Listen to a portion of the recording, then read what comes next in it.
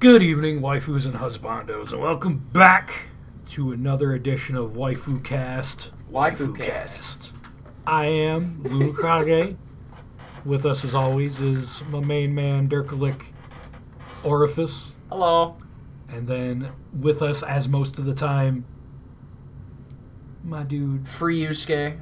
The freest motherfucker in fighting games. Ryusuke. Next to low tier god. Ryusuke. Nigga, I ain't that free. You Free. work for that shit. You free. You work for that level of freeness. You work for that shit, dog. You free. On a scale of America to North Korea, you fall somewhere along the North America side. On a scale of North America to North Korea. Okay, so we're going to do some kind of a little different today, because we're not talking about video games. But we never said that this was exclusively about video games. We said it was about weeb stuff. It's about waifus, especially. Oh, And there are about to be plenty to be said and mentioned. And Disclaimer. If this entire podcast just sounds like dick slurping noises, it's because Ryusuke has he lost a bet and he has to pay up Yeah. No. Suck on this dick, sir. by being so free. Damn. It's because these niggas have been pole jocking My Hero Academia for like the past 3 weeks. So hard. And you've been losing at BlazBlue for what seems like an eternity Whatever, to the nigga. viewer. It's only been 2 weeks. For them, it's been a month. Damn. Nigga, Damn. you act like you beat my ass relentlessly. I mean, He did actually once. he did it. So, did he win? No, he didn't. All right. That is what matters. I'm just saying. Did you win? I won 3 times out of 5. Did you win? I won 3 times out of 5. You won 3 times out of 8, homeboy. Because I beat you 5 times. Dang. He's using math on you now. You won 5 times out of 8. It's the same thing. That's not even an insult. That's not even an insult, But you nigga. won more rounds. And you got swept up them last 2 rounds. What's up? All right. Get that ass banned. Oh, Gustav spamming ass nigga. You can't handle it. I'm sorry. Is this episode of WaifuCast just gonna be? I know, right? It's gonna be the shit talk episode. It's like fuck My Hero I know, Academia. right? We're just gonna Fuck this podcast. Square up, nigga. IRL. Let's go. Ain't no Gustav IRL. Let's see how good your plus frames do for you in real life. I got them reads. Alright, but for real though, Yeah. we're going to talk to you guys about the first season and the first half of the second season of My Hero Academia. Because it's beautiful. It is beautiful. I honestly... It's great. So Luna, take us away. Imagine if you would. A world. Where Dalen wins at BlazBlue. Shut the fuck up. That's his quirk. He's just really bad at BlazBlue. Imagine if you would a world where everybody essentially has I play a superpowers. game and make everyone else worse at it. That's my quirk. Jesus. Pretty much. Damn. Except I beat you. Damn. Barely. Damn. Oh I'm man, just I say When's 5 the last to 3 time you isn't won really in a bad- BlazBlue, homie? Because we've got 5 Scrubcasts under our belt now, and the only 2 you won weren't in BlazBlue. Don't you like Guilty Gear better? Yeah, I know, right? I'm better at BlazBlue, and he likes BlazBlue better. Ooh. And he cried about his main the last time, and then he still got handed Yeah, the and then business. I handed All right, your come on. ass the first fucking... I love how you're talking You shit. got You're your like, oh, fucking- hold on. Then you got a fucking life coach over here. Because DP having invincibility frames and doing it through Gustav wasn't him talking to you, though, nigga. That's the only advice I got. That was the only advice you needed. I guess that's true. Then you stopped doing it. Then you Got lost. that ass banned. Hey, we ain't gonna never get past this. The Scrubcast is still recording right now. This is It's not very even fucking competitive. over. It's a very competitive atmosphere. You guys lit a fire up under my ass. You're here in the WaifuCast. Well, we HQ. got, you know, whatever. Okay. So- So, we were talking about anime, right? Yeah, anime, something like that. My Hero Academia. Imagine if you would a world where people have fucking superpowers, okay? Fancy that. Like 90% of people have superpowers. 80%. Is it 80? 80% of the population. 80% of the population. And even less than that have powers that are actually useful. Yeah. That's actually an interesting thing about this series that I liked, is that it's like, yes, being superpowered it is the majority, not having a quirk as they're called in the series. Yeah. Makes you in the minority, but there are so many people with quirks that are just fucking dumb. That are worthless. Like Yeah. the dude who can pull his eyes out of his head. Like, how's that going to be useful? Well, I mean, even the main character, his name is Deku. His mom's power, she can just float small objects Yeah. towards her. Thing is, though, like, that is a very useless power, but if she would have wanted to be a hero, like, you could imagine how they could make that power, like, Well, yeah, that's the beauty of this series, is they Yeah. take quirks that you might, like, on the surface might sound useless, and then find a way to make it, like, practical in a situation. Like the nigga that can just pull, like, bouncy balls off his Yeah, head. yeah, he got his moment, man, and I was happy about that, because, like, I mean, he's the perverted comedic relief character, Yeah.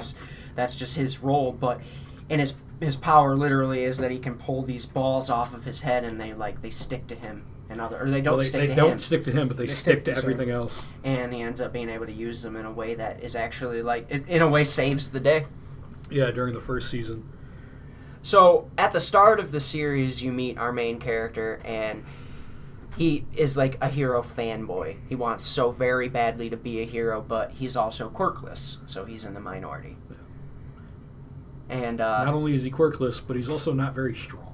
no, yeah, not at all. He's a very frail-framed individual. But he's brave. Like, they describe it throughout the series a bunch of times as just the stuff that a real hero is made of, because he'll act without thinking. And, His hips are moving on their own. yeah, his hips don't lie. But, he finds, like, they do, through a series of flashbacks and setting up his origin and everything, they tell you that he doesn't have a quirk. He idolizes the hero All Might, who is the #1 hero in the world. And, Oh, okay. You finally just get it? Yeah. God damn it, dude. he, Why is this nigga Derek so disgusted? because I don't know what's going on, and you're He throwing just off gave my you the future. dirtiest fucking look. Because you're scrub. Oh, But, Be humble, nigga. Let it go. damn. alright, so Deku doesn't have a quirk, wants to be a superhero. He does all that he can to learn about how superheroes act, how they fight, how their quirks work. So, I mean, presumably more than any other character that we meet to this point, he knows more about heroes than anybody. Pretty Like, much. basically, they set up right from the get-go that... Because, like, when you go into the series, you know that somehow he's going to get a power. You're not dumb. You've watched anime It's before. a shonen, for Christ's sake. But they set up immediately that his most effective trait is going to be the fact that he can think. He's intelligent. He's a strategist, which Yeah. puts him leagues ahead of 98% of all shonen protagonists. Yeah. Because they're normally dumb as fuck, but really strong. We were talking about this earlier, and one of the things that attracted me to this series after watching it was that shonens tend to go one of two ways with tropes. They tend to either lean on them, or they tend to, like, evaluate them. And this one is definitely an evaluation of the common shonen tropes, because Deku doesn't win by the power of friendship. The other characters make it a point to compete with each other because they all want to be the best hero. In fact, funny enough, even as far into the manga as I'm at, Deku doesn't win a lot at all. No, he doesn't. Like, he's won sometimes. I'm not going to tell you that, like, he's lost all of his fights, but a lot of his fights, like, the point isn't that he wins or that, like, he lost. It's that he tried so hard and you got so close, and it doesn't feel upsetting because of that. A common trend that I've seen so far is that Deku, and his trying and his effort he puts in, tends to push the people he's fighting against. And insofar as the anime is concerned, within the first 2 seasons that we're going to be talking about today, most of his fighting is against his fellow classmates because it's like competition and learning exercises and stuff. But he pushes them to be better, and in turn they end up respecting him even though they beat him. And I like that a lot, because it's like, it's not like that in Dragon Ball Z, for instance. I don't know if that would be. Is it a shonen? It is. Oh, yeah. It's the It is the trope codifier of the Well, shonen. I mean, but it's not like, I mean, you look at like Dragon Ball, where for a good majority of that show, Krillin is at least on par with Goku. He's not like garbage, but as soon as Dragon Ball Z happens, it's like everyone's garbage. It instantly, everybody else is just shit. They're useless in a fight. Yeah. Piccolo's the like, only side character that actually gets any kind of like power up that's comparable to them, and even him is useless. He's useless after a point. Yeah. Yeah. And that's just because, like, you know, the writing, you know, it ended up being a pitfall. With Deku, it's kind of the opposite, because we're watching a character who's given a quirk, That's essentially the ultimate power. and his body can't handle it, so he's not capable of controlling it. When he does use it, it absolutely fucking destroys his body. So it's like a one-time use thing, Yeah. and he's fucked. And it's just, that's not how these things typically go. Yeah.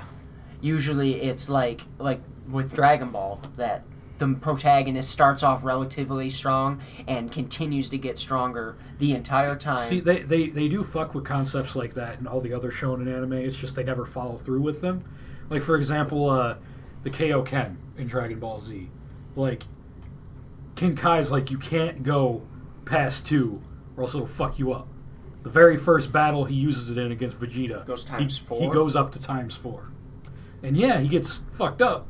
But he wins the fight. He wins barely, and then when he recovers, he's perfectly fine. There's no lasting injuries. And then by the time Frieza rolls around, he's going times 20, and we don't even know. That's exactly it. A lot of shonens, they play fast and loose with consequences. Mm-hmm. They give you a scenario where it's like, this is going to fuck you up if you do it. The main character gets into a position where they have to do it, and there's no consequence for doing it. It ends up just all working out. Yeah. And it's over and over and over again. And Deku doesn't get that luxury. And that's the cool thing, too, because they set it up like that might be the case, because the first time he fucks himself up using it, he fucks up his legs and his arm.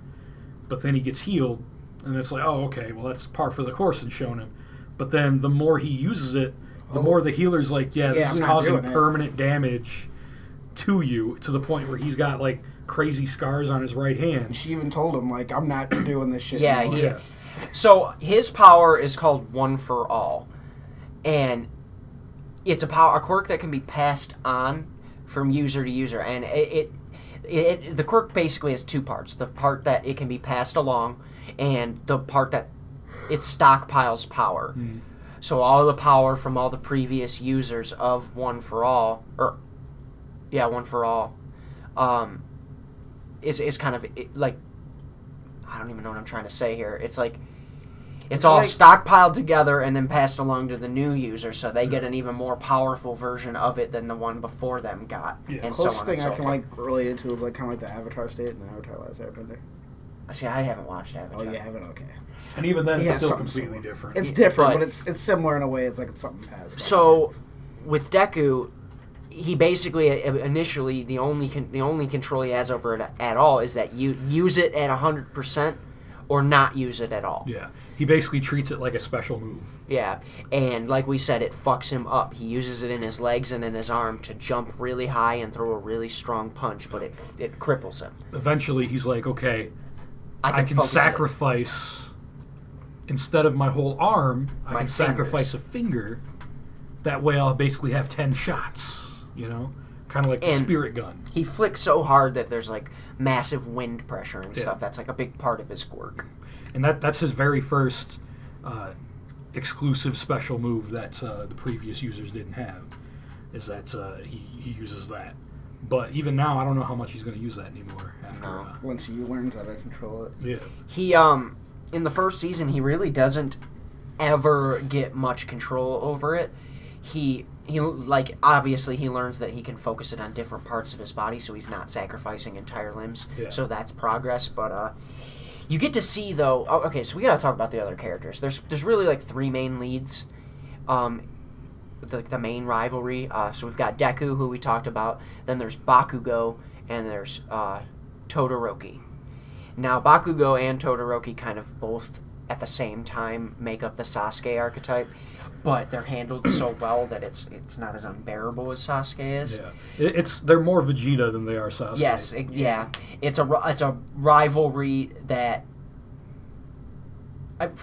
It's interesting because Deku's relationship with both of them is different. Yeah, like his rivalry with Todoroki is based around respect, and his rivalry with Bakugo is based around, like, I don't want to say jealousy, but it's kind of like that. Bakugo is the one I want to talk about first because I think he's probably one of the more interesting characters in the show. He is like literally the definition of pride. Mm-hmm. He thinks he's the best.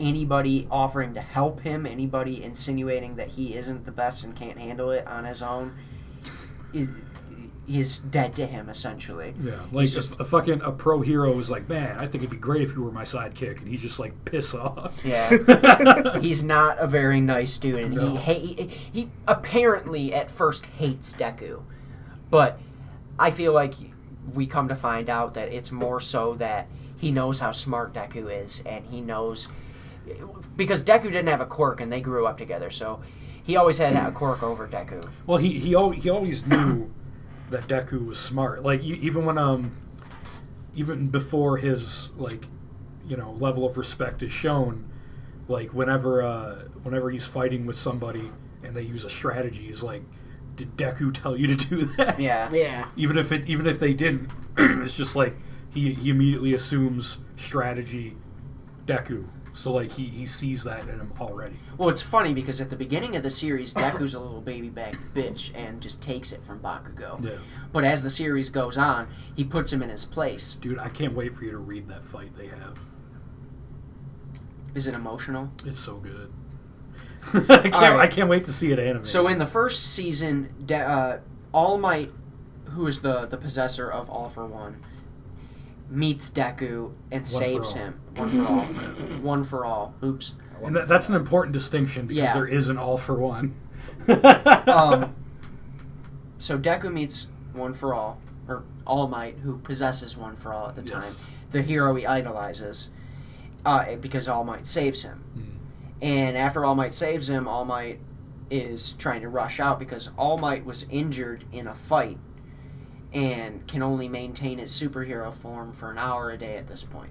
So he's running out of time. Well, at first it was like 3 hours. Was it? Yeah. Well, whatever. He can only do it for a finite amount of time, and he's about to run out of time when he saves Deku. Deku clings onto his fucking legs as he fucking flies away, and they end up... Long story short is Deku ends up saving Bakugo. Or trying to. Trying to save Bakugo from the same villain that All Might saved him from.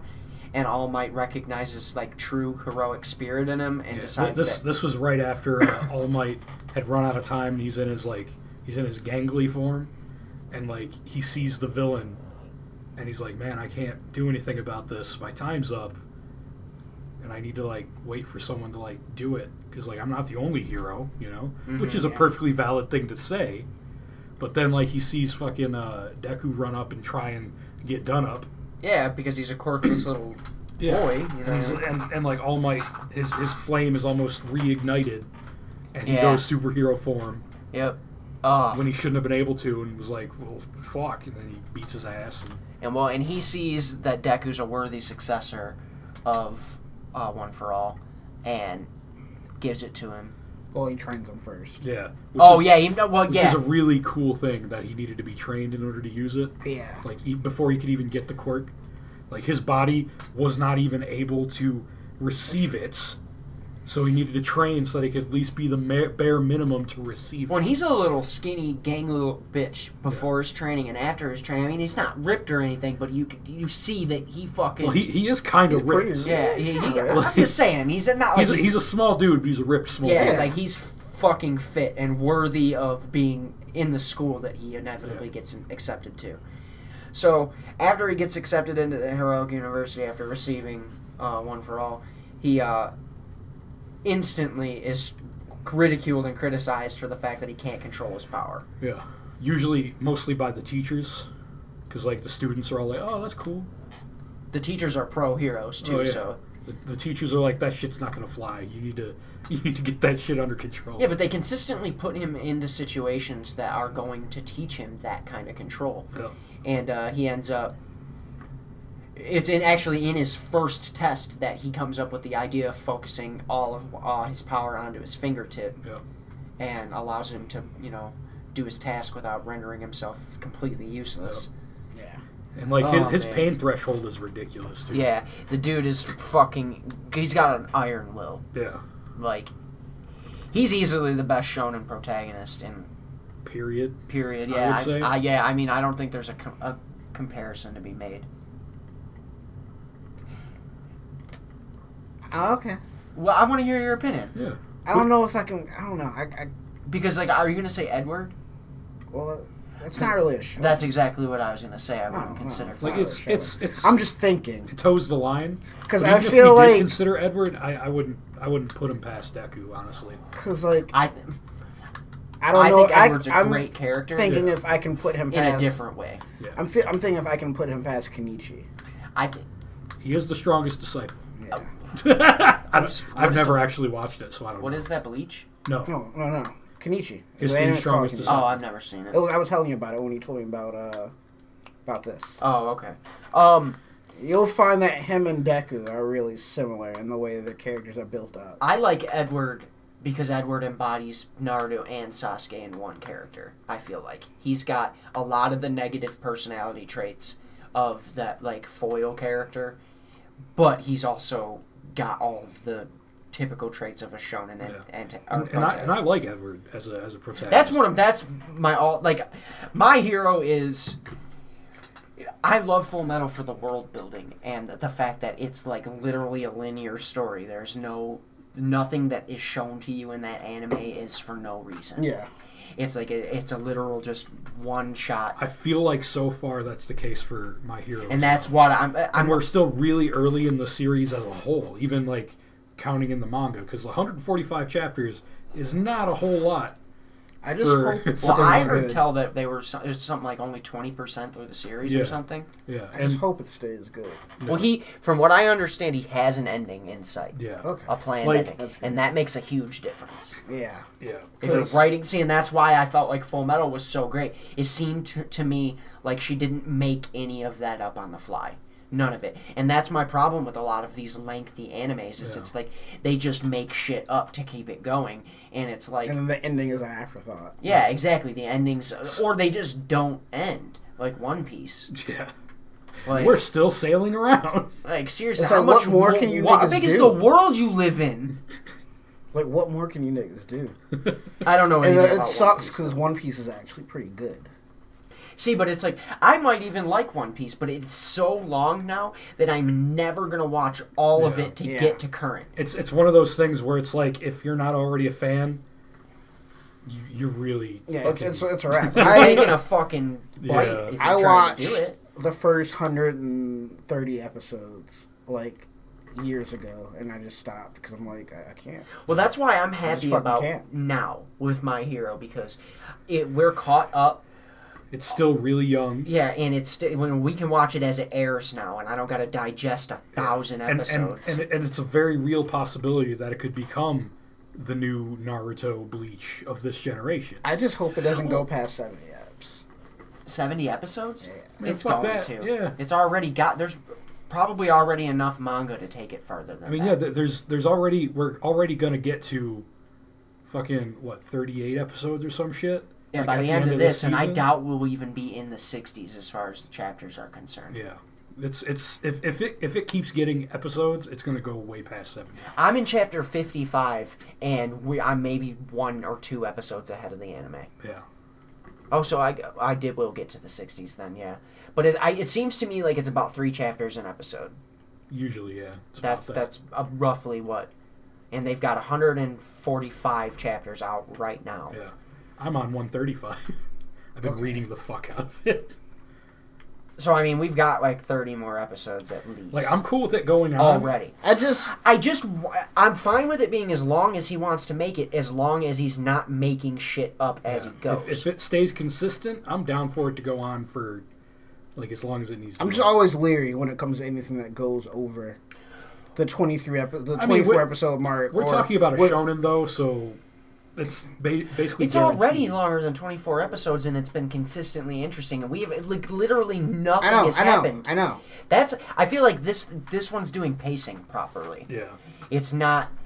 I don't know. I mean, I just can't think. I'm trying to think of like the last show I watched that did go on long. See, Like, that's my thing. Even, I haven't watched a lot of shows other than Dragon Ball. Didn't the first Full Metal Alchemist still reach like 50 episodes? 51, Yeah. something like that. And it wasn't even done. Like, they did a Gecko ending, and then they were like, well, And that it's one's over still now. No, great. that was That's done. That was technically done.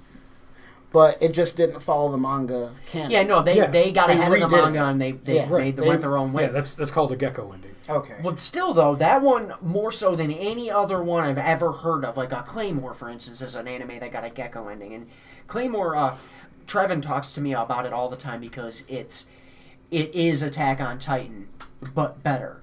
And it gets swept under the rug because the anime got a Gecko ending and Attack on Titan. Gecko looks endings good. really do fuck with shit. The Like, manga is good. like I loved Soul For Eater. Attack on Titan. Or Claymore. Yeah, that's what I'm saying. Yeah, Yeah. because he was telling me the manga's fucking incredible, but nobody talks about it, and they all talk about Attack on Titan because of the anime for Claymore. Like, I really like Soul Eater, but again, like, the anime came out during a time where the manga wasn't super far ahead, so they did a Gecko ending, and it completely botched the shit out of it. And it's like, we might never, now the manga's officially done, but I don't think Soul Eater was ever popular enough to warrant its brotherhood, to come back. Yeah. We also had Blue Exorcist, which is another show that I'm a fan of. That's still ongoing, though. The manga is, yeah. The anime is too. The anime is technically done right now. See, the first season, Are they bringing it back for another season, though? I don't know. That's what I thought was The happening. first season, I think, was like 2010, and it ended in a Gecko ending, right? Okay. But See, I didn't then- finish it. I didn't know that. But then they're like, oh, we announced the second season, Yeah. and they completely ignored the second half of the first season because it was all non-canon. So they literally started right back up where it would have started up, and that's cool because I'd much prefer them doing that over making the ending canon because that was dumb. But it's still confusing because it's like, That well, is now confusing. it's like, what do you do with those episodes when it comes to like, advertising it? Like, do you just say, oh, those are like, like, it's just a weird situation when that happens because regardless of the quality of the Gecko ending, it's still just, it creates a weird I just think that situation. they just shouldn't do shit like that. I don't Yeah. know. I feel like if you're in it, you're in it. If you're not, you're not. Well, I feel like I at know, this like, point, ratings and shit happen, but I don't know.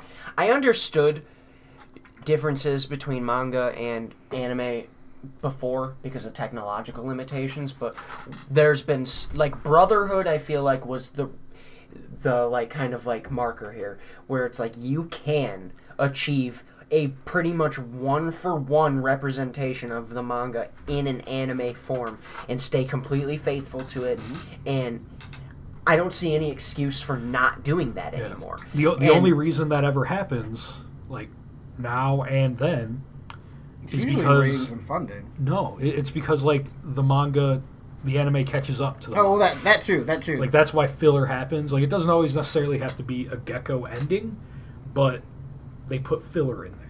No, I'm I just saying get that it for one sure. reason why Gecko endings happen is because Yeah, of that too. because like they'll put filler in, but then they gotta end it.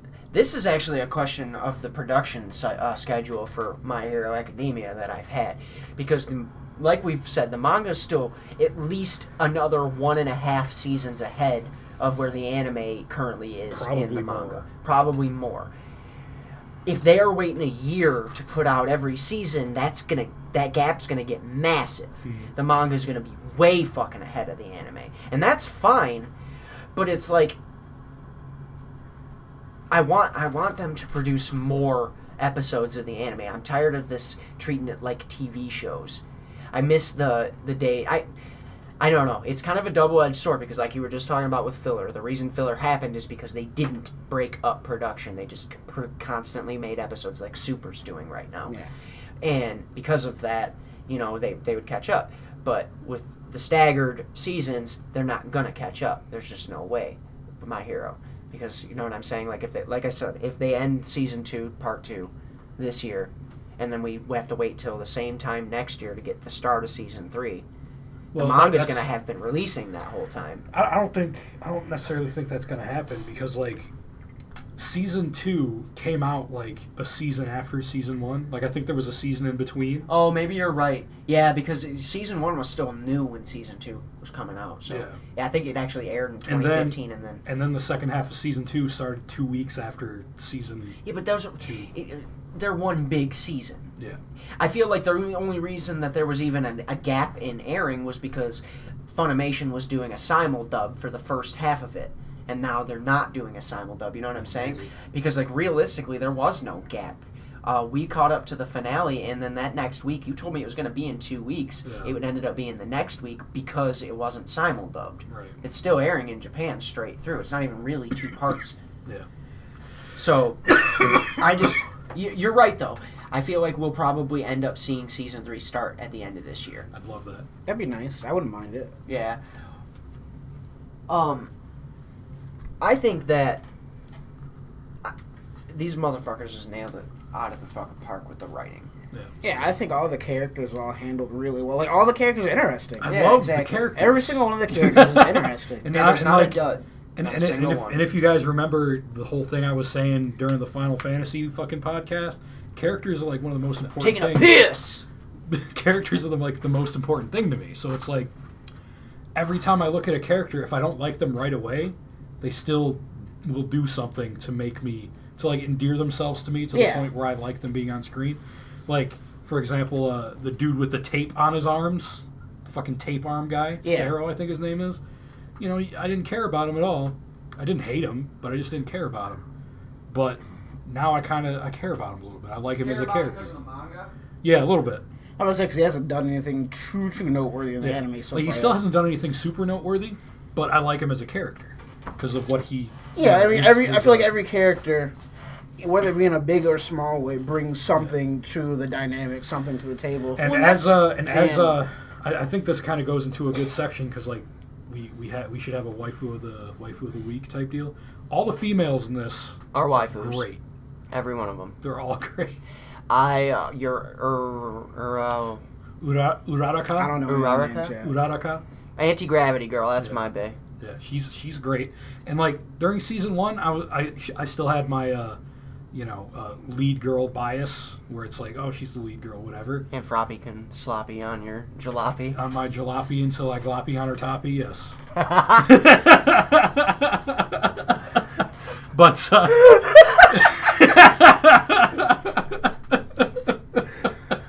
For clarity, Froppy can sloppy on his jalopy until he... gloppies on her toppy. Like, how's that work out? How do you... Her tongue's so fucking huge. Dude, Dude, she could do whatever she wants with it. She could fucking give you a ring you're job. not using your imagination. I know, right? Fuck. But anyway, She's probably using it too much. by literally the first episode of season 2, Uraraka was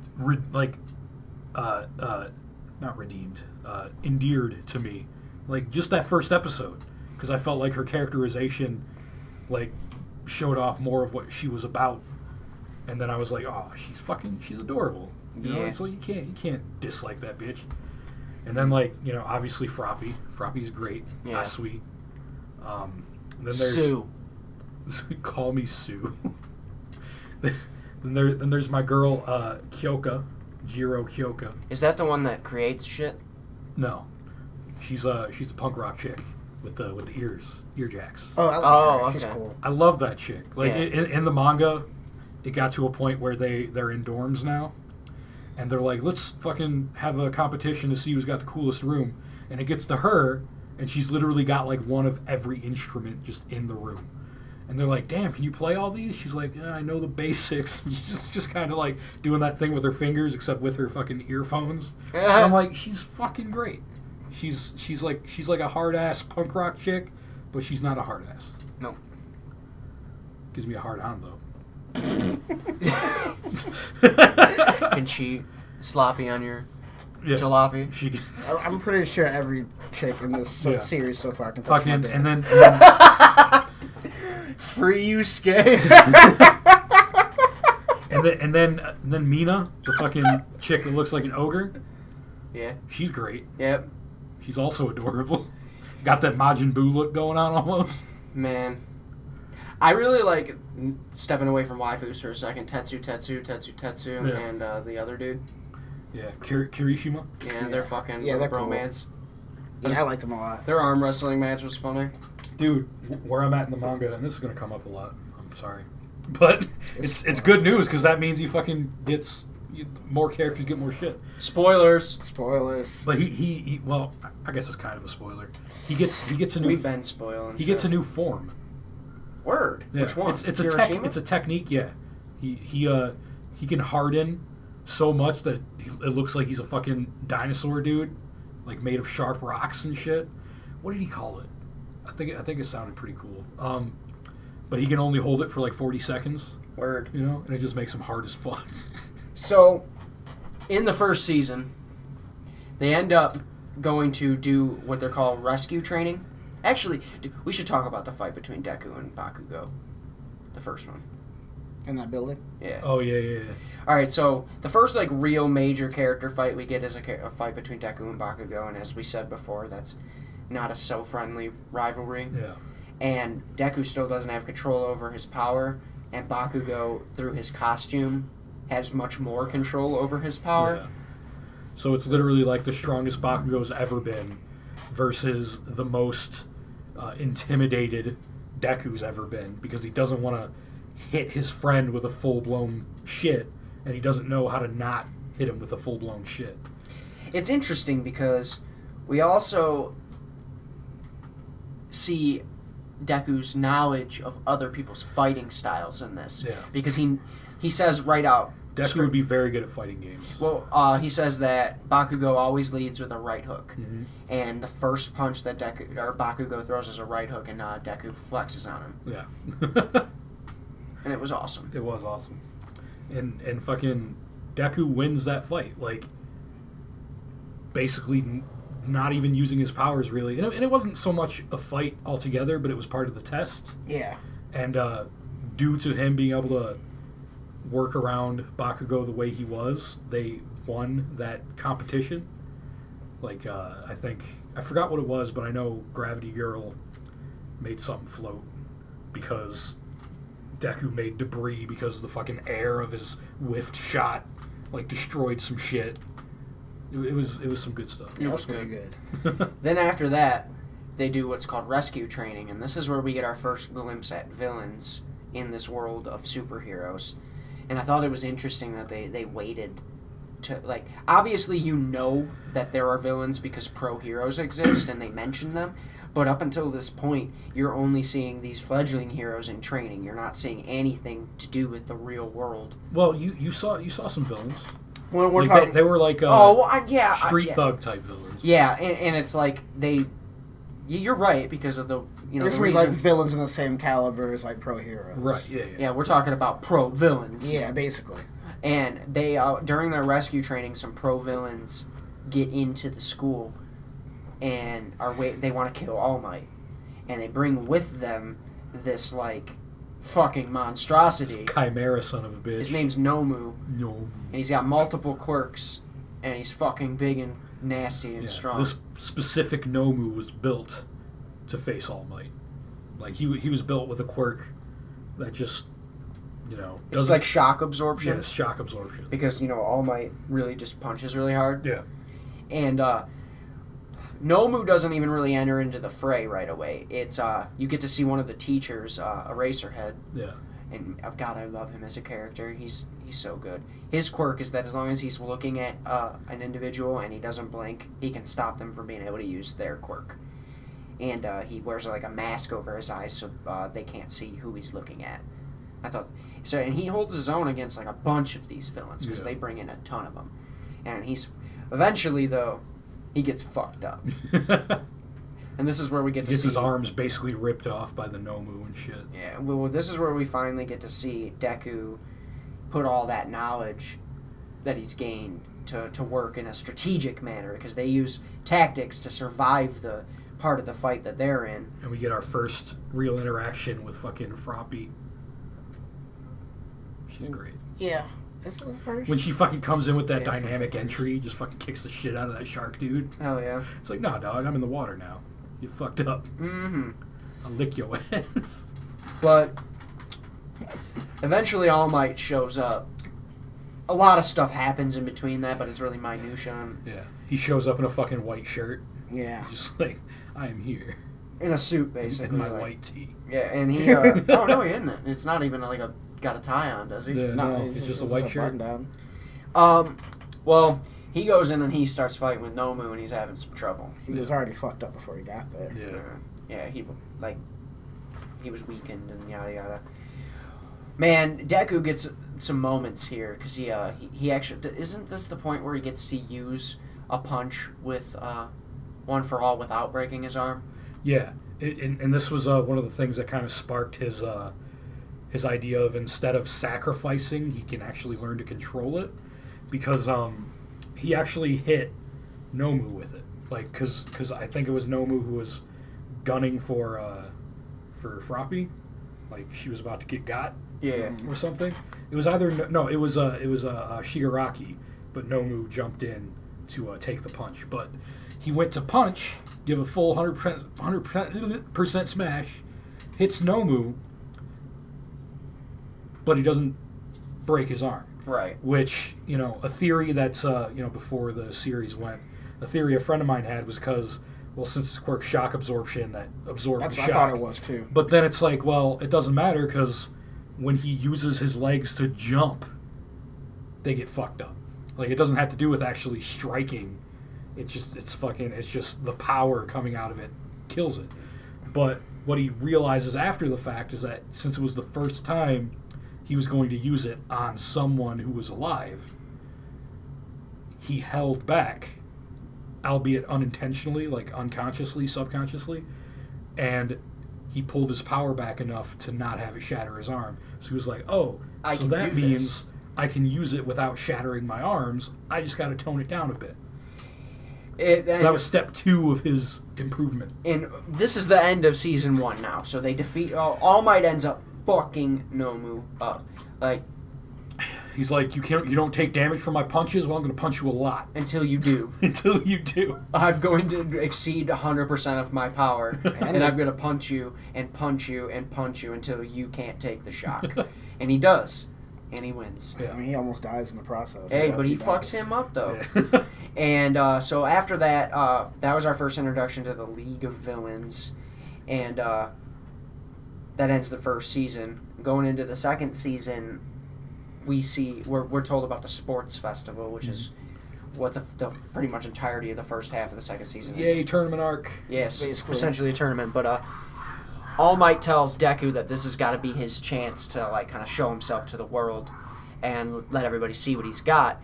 So Deku actually does really well in the early parts of the competition using just his brains. He ends up beating... Because like this is where we get to see that now he's friends with these characters, but they're also trying to win. Mm-hmm. So we get to see like they don't want help from him anymore because they're trying to beat him. Like Todoroki specifically, because he wasn't really hostile towards Deku at all until this tournament arc starts. And it's like, we're friends, but I'm going to beat you type thing. They're not even really friends yet at that point. Now Todoroki, we haven't even talked about him. Yeah. He's an interesting character. I mean, he was bred, like selectively bred to have the powers that he has. Like slaves. He has a power on each side of his body. On his left side is fire, and on his right side is ice. And he had inherited the fire power from his father, who is the second hero. Yeah, number 2 hero. Second best Endeavor.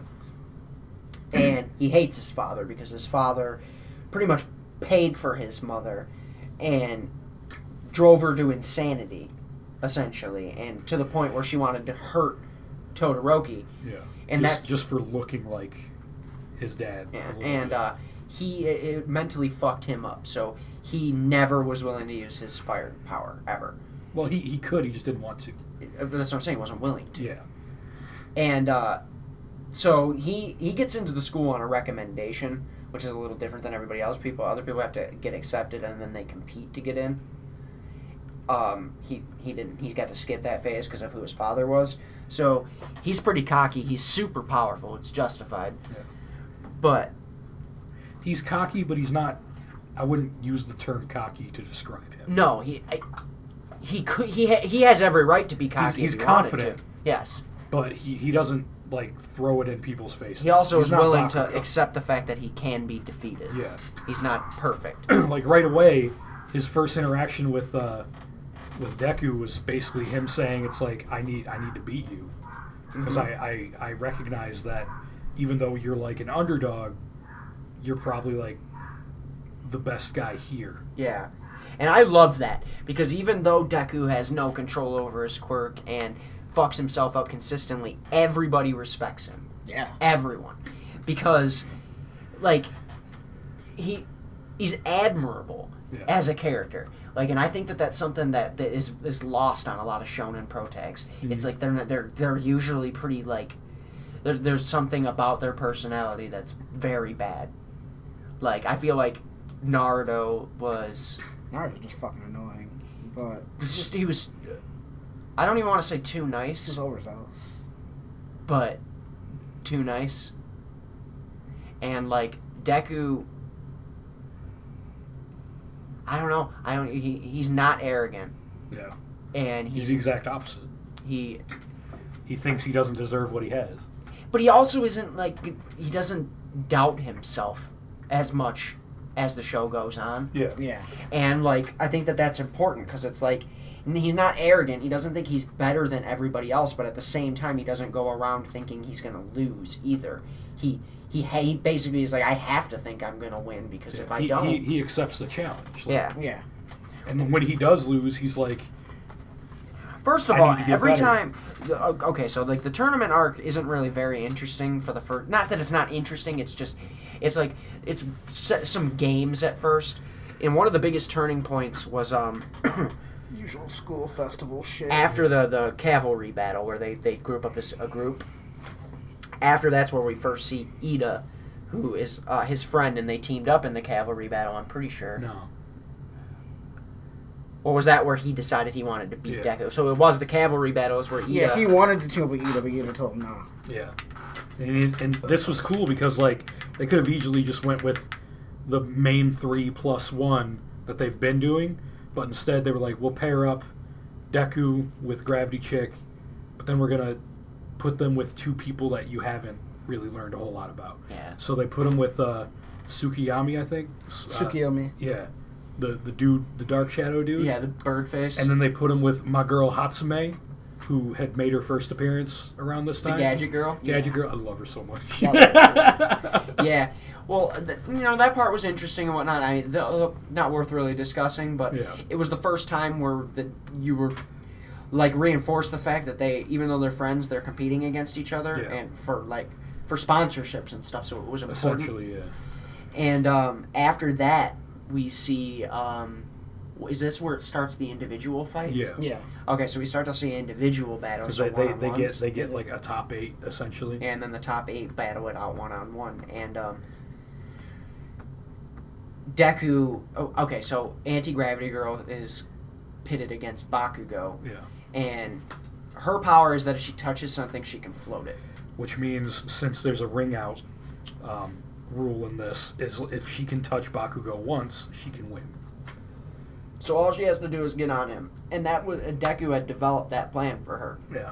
but she refused to take his advice because she felt like she was relying on him to win. So she wanted to come up with something herself, but that's exactly what she came up with. Yeah.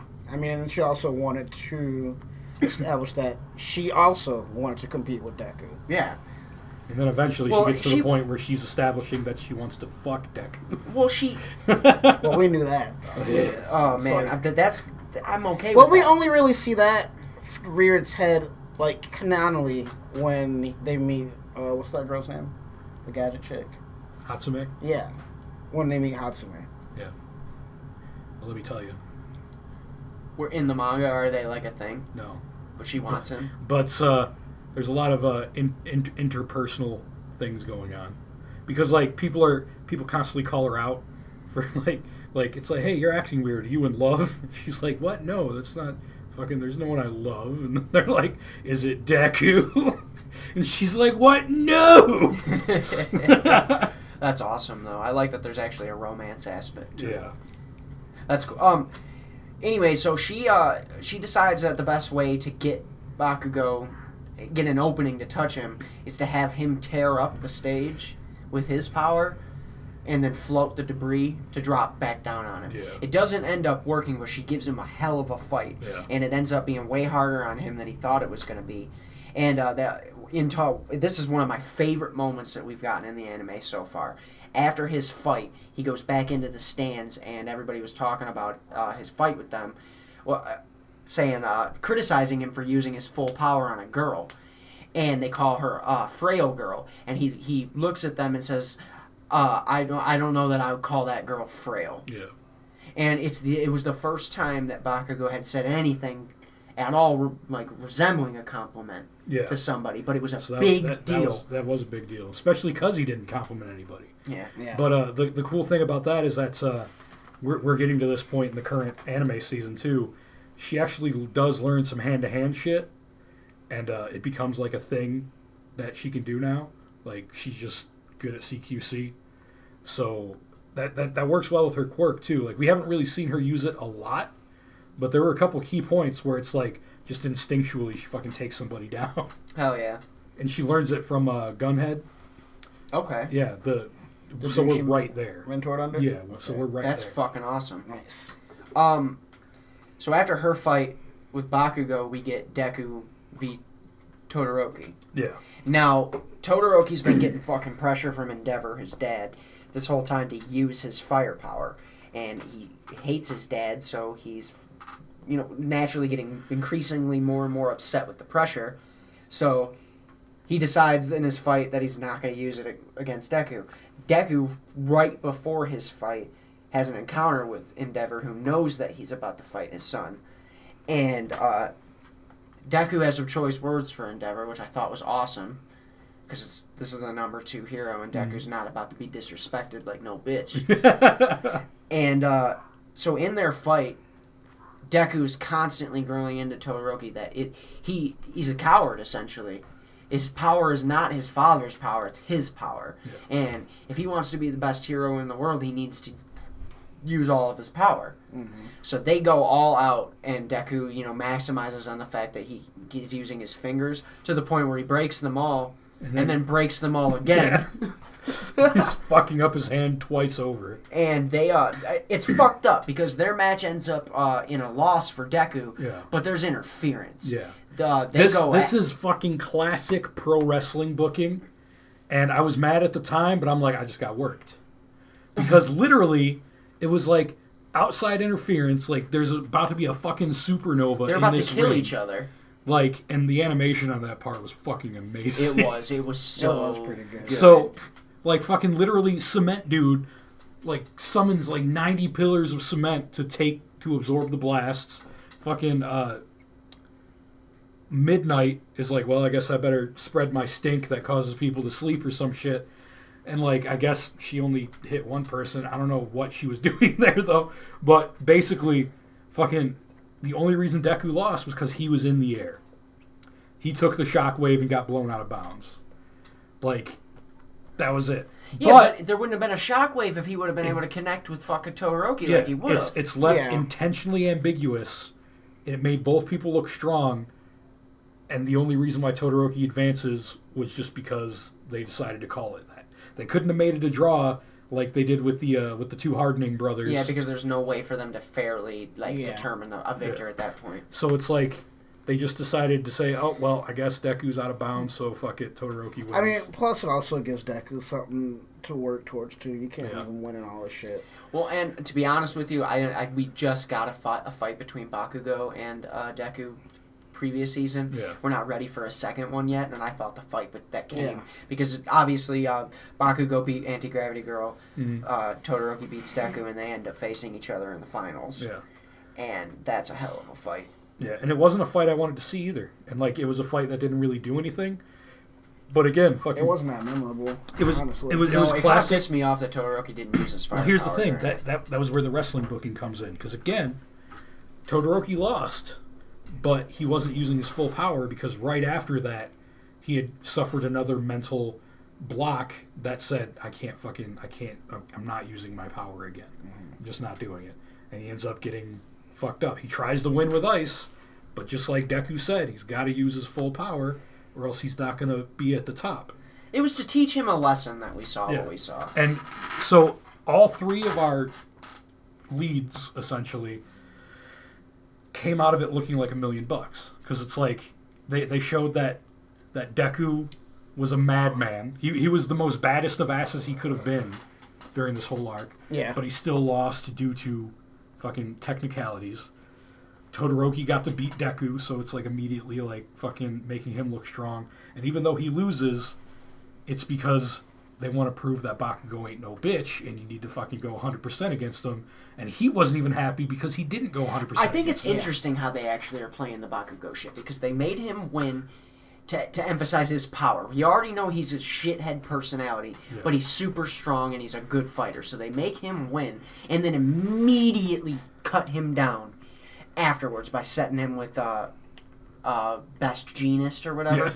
Immediately though. So like after he fights with Todoroki and he loses, they all pick their hero names and they all decide on who Lord Explosion Murder. Yeah, his dumbass picks Lord Explosion Murder. Okay, that was the best one. It was funny as fuck, but I actually like Shoto. I mean, I know it's just his name, but whatever. He's gonna throw Hadokens and stuff. Deku that's because his name's actually Izuku Midoriya, but Deku was it was a name. I don't know what it means in Japanese. It's supposed to be in like can't do shit. Well, Bakugo called him that as a child, so he just said, you know what, I'm going to use this as my hero name. Yeah, I'm taking it back. And they all choose who they're going to go sponsor with, the professional heroes. And Bakugo gets sent with somebody that immediately is like, this attitude is not going to fly. Yeah. So I'm looking forward to seeing how that plays out. It doesn't. I didn't figure it would. Yeah, I'm just going to let you know right now, it's literally something that's glanced over.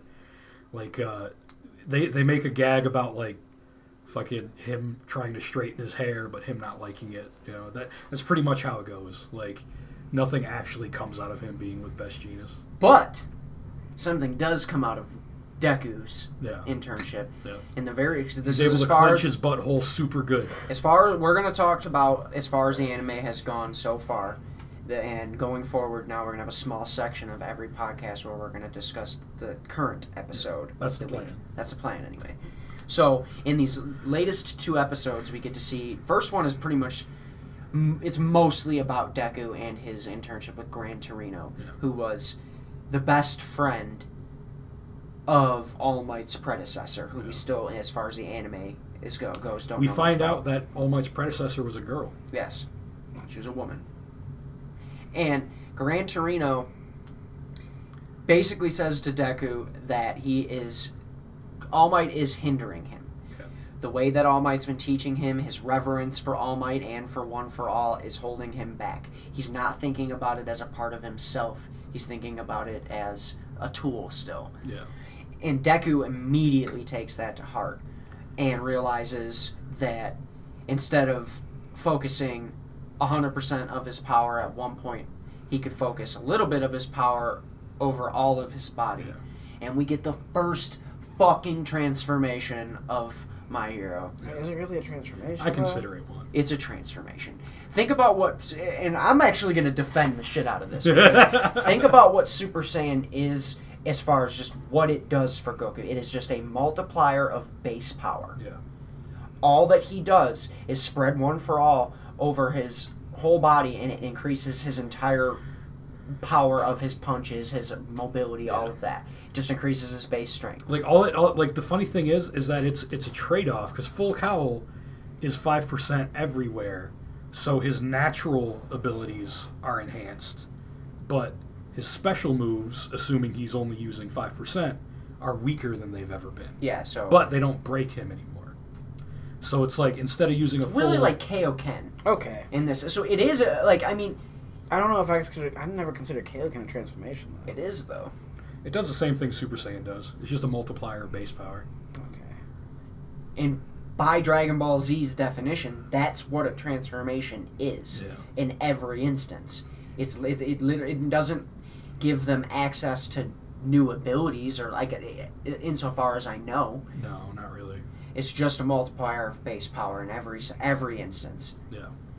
So and by that logic, based on what, because it's called full cowl, based on, or full cowling, well, that's what it is in Japan. We haven't actually seen it be named in the dub yet, but based on what it does, that is a transformation. It's not a major one, but it's the first one that anybody's undergone in the series. And like you just said, that the Rock dude gets one. Mm.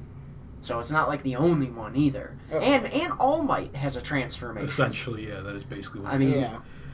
and that's a more dramatic one. Yeah, So, I consider that, instead of being a transformation akin to a shonen anime, I consider that more of a transformation akin to a superhero show, like a Power Rangers or a Kamen Rider, because he never fights Yeah, in like his that. regular form. It's always like, oh, it's time Yeah. to fight. Oh, no, you're right. Get beefed up, you know? yeah.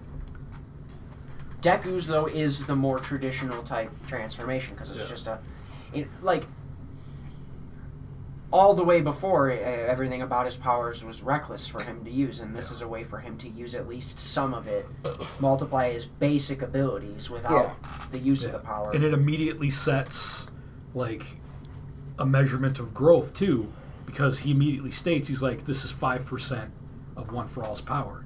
So now, every single time we see him be comfortable with a number higher than 5%, like, we're going to see that he's improved and how much stronger he is with a number without it being, like, a power level of 3 million, like in Dragon Ball Well, Z. and here's the thing.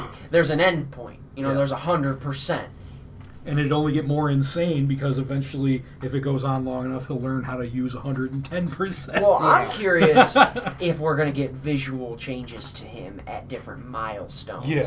Like, Possibly. And like, it'd be sweet. Because I don't think they'll do 10%, but maybe 25% Yeah. will be Because, another like, transformation, essentially. They could easily make it similar to how a Super Saiyan works. Like, as far as, like, not changing his appearance drastically, but just changing one aspect. Well, and that's how full cowl is. All those, lightning bolt shits over him, you know what I mean? That's a visual change that happens when he does it. So, I don't know. I get where you're coming from, because he doesn't, nothing, really changes, but at the same time, it does for him what Super Saiyan does for Goku on a smaller scale. And it's I just feel like it's not going to be called a transformation, but it is a transformation in the context of this show. Okay. Now, I just want to give you guys... It's technically a spoiler, but it's not, because I want to explain it, just so that, when we finally talk about it, when it happens in the anime, it's not a point of contention. But the 1,000,000% Detroit Smash, it's not really 1,000,000%. It was actually stated by the writer that it was just something that was screamed to get himself hyped up to make it so that it can go beyond 100% for one shot. He wasn't really going 1,000,000%, because that would be insane. Sure. I just feel... Okay, so the last thing we need to talk about is Stain, because he's going to become a major factor we're going to have to talk about in the future. He's on the outside. So our first, He's real looking focused villain we're going to get is the hero killer Stain. He is... He was really popular in the 2000s. He's he's a really cool character, actually, because of his motivations are interesting. It's essentially he feels that the world is filled with too many people that call themselves heroes that actually aren't. Yeah. And he feels like that's what's contributing to the rise in criminals. So he wants to kill fake heroes to shock the real heroes into action, essentially. Yeah. And I thought that was interesting because in a dark, twisted way, that's kind of heroic and noble. Yeah. Obviously it's not, but it is. Yeah. I bet you in his mind he thinks that it is. And his quirk is really fucking interesting. He's like the... He tastes... He's like the Magneto to He can Professor X. can taste your blood and render you immobile for a time period that varies based on your blood type. That's what he does? Yes. Yeah. Okay. Pretty fucking cool. With that said, that's pretty much all the material that the anime's got. So, like we said, we'll be coming at you with a different topic next week, but a small part of that different topic will be the most recent episode of My Hero Academia. Yeah. On that note, we're going to go away for a while. But while we're gone, don't forget your waifu. Never forget your waifu. Get that ass banned. Get out of here.